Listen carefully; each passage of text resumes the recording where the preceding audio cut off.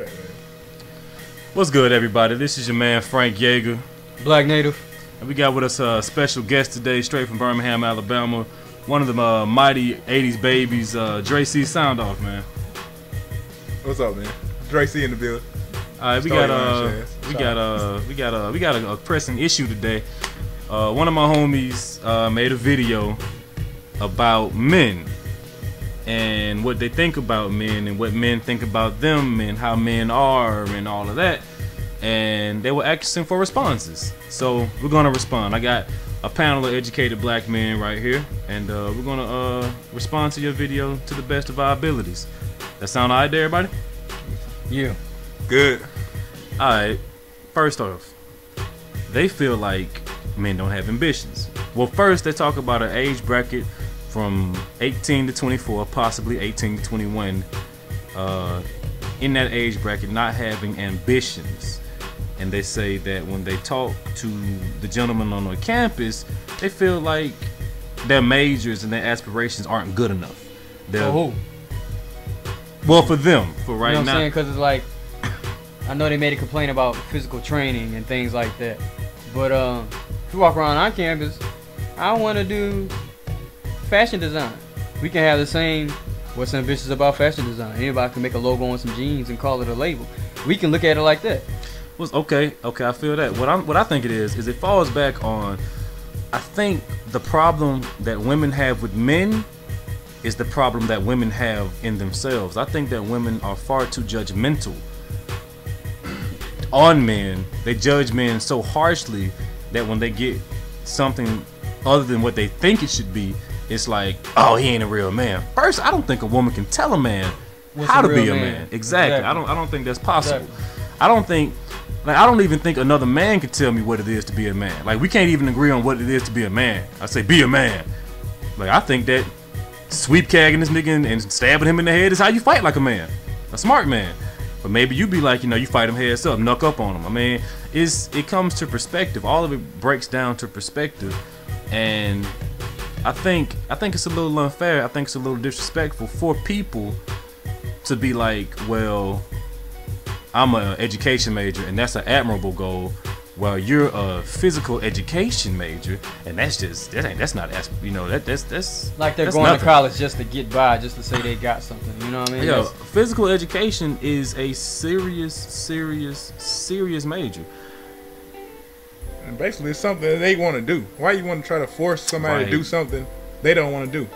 It's like, if you have a problem with that person and what they're doing, then you have a problem with them, not like their major. You have a problem with them because people put themselves into this stuff. You are considering a physical education major, correct? I'm thinking physical education art, you know what I'm saying? But if I did physical education, it's because I wanted to help kids in physical education. I want to help them get not fat, you know what I'm saying? I'm trying to keep them small. So what's wrong with that? What's wrong with keeping our kids small? It's enough fat people running around here right now. We need to keep them small. I mean, that's true. Obesity is a problem in the U.S. That is a large problem. Point aside. Yeah, it's a large problem. I mean? This person has been inspired to do physical education, physical training, or whatever the case may be. Because you were inspired to do something like accounting doesn't make that person less inspired at all. Nor does it mean that you will make more money than them. That's what people don't understand. And that's what they're going on, the money aspect. But see, that's another part of things that women are taught throughout life. It's like doctor, lawyer. If you can't have doctor or lawyer, you can go for the next best thing. If your man ain't making money, your man ain't, he ain't doing nothing. How much money you making? What you gonna do? You got them new Bapes on? Do you? And then wonder why the relationship failing, because he mad because he doing something he don't want to do. Yeah. So if you happy at home, it's probably because you happy at work too. It all goes together. That's true. Let me touch on this. I think I heard a part where the young woman, the lighter skinned young woman, Tara, I think that's her name, in the Predator vision. Oh, man, be some fun. She get to the chopper. Let it down, all of you. She mentioned that she finds it funny that a guy who's a 4 or a 3 tries to go for a girl who's a 9. Now see, this is where I take issue. This is where I really take issue. Yeah. Because this is the same self-absorbed, self-centered mentality that women can perpetuate, but when it's reciprocated from a male, oh, he's being stuck up or he's being too picky. Now, in the sentence yourself, you're saying that a woman is a 9 and the guy's a 4. Why couldn't the man be the 9 and the woman be the 4? You know, like it's a pity date. Like he's not good enough. It's a system where you're judging a guy and you're saying he doesn't meet your standards. Now, I'm not saying that you're saying you were the 9. I don't think that's where you were going at personally, but let's just say you were a 4 and I was the 9. Like I would feel like, who is this chick? Why she thinks she can talk to me? I'm a 9.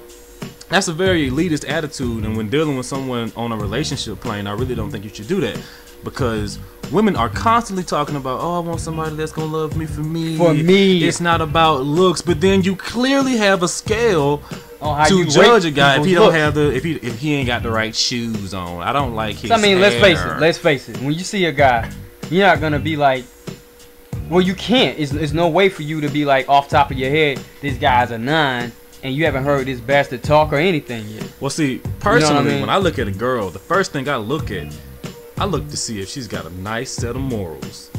Oh yeah, hit that corner, I'm like, that's a nice set of morals right there. Exactly. I mean, people have different scales, so that's not even accounted for.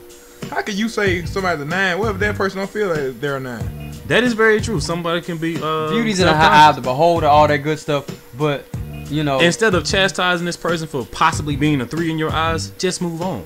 Don't pity date him, because that's what a lot of women do. A lot of women will be like, well, he's a 3, but he's nice, so I'll date him. And then you're not comfortable with him, and you don't feel like he's worth having. In a situation like that, it's imbalanced. And if it's imbalanced in a relationship, you don't even need to do it. Yeah. I think it's just